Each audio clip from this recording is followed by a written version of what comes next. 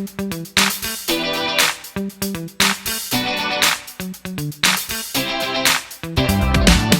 hairstyles record came.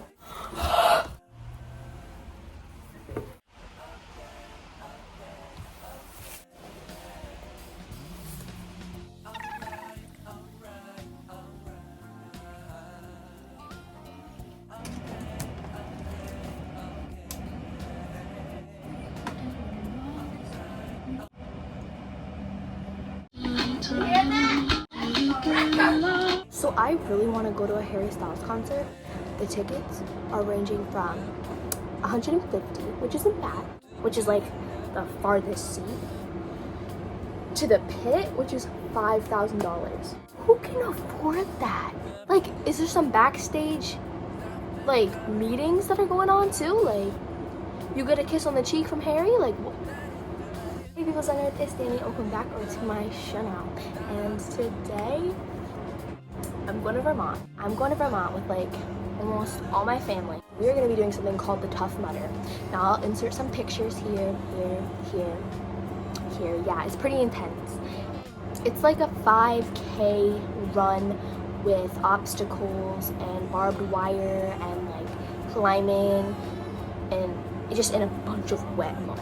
So that's fun. I'm sorry, but like I had no idea what I was getting myself into, and it was just not a regular run. It was an uphill hike on ski mountains in 90-degree weather. At like a really fancy ski resort in Vermont. So I'll be going there. So that's gonna be fun. But I'm really nervous. Like, my stomach's been hurting so bad, I'm pretty sure because I'm really nervous about it. So yeah, and I'm gonna be sleeping over there for 2 nights. Before then, I have a lot to do, so let's make a checklist. I have to clean the guinea pig cage, clean the litter boxes, pack, do homework, shower tomorrow. So I'll get back to you when I've finished some of my homework.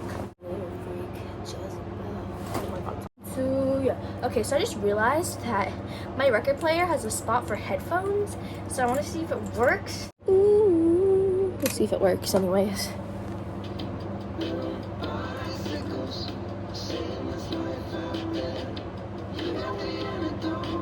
Bluebird, I would fly to you. Bluebird, I would fly. Little freak, Jezebel. Okay.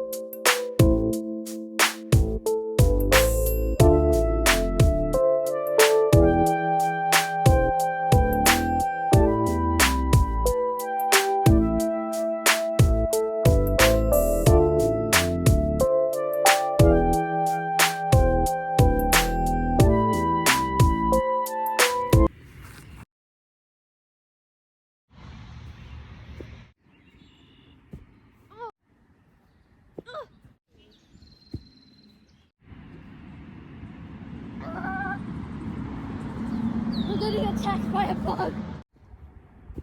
Oh my god.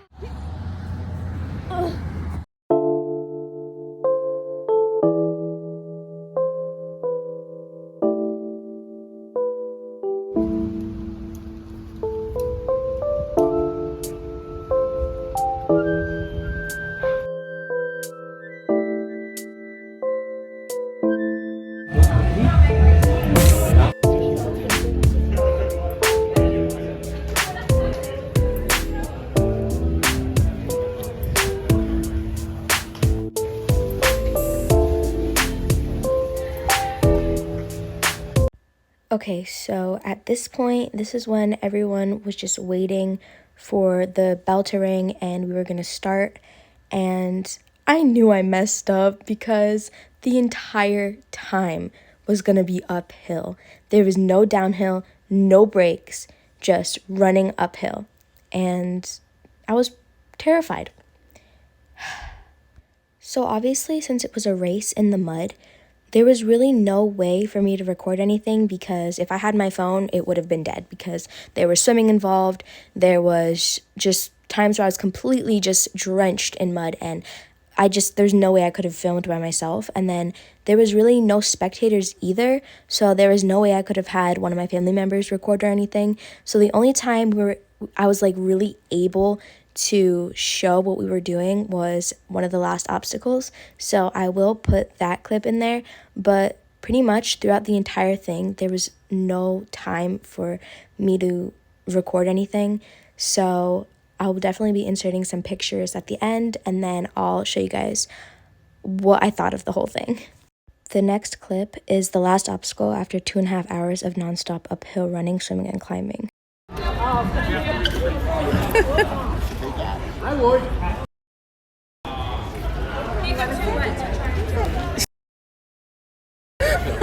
It's good. Excuse me? You guys all right in here? Yes, sir. It's almost over. Good job. Woohoo!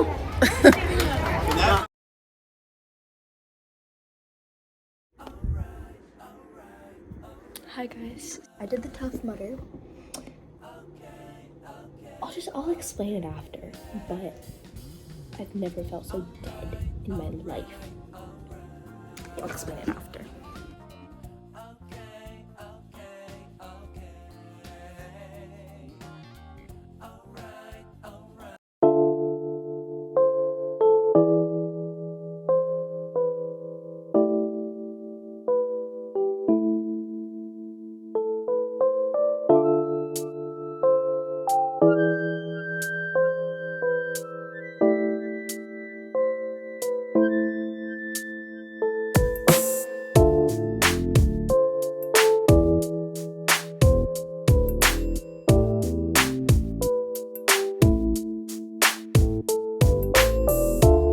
Time for me to explain to you my experience.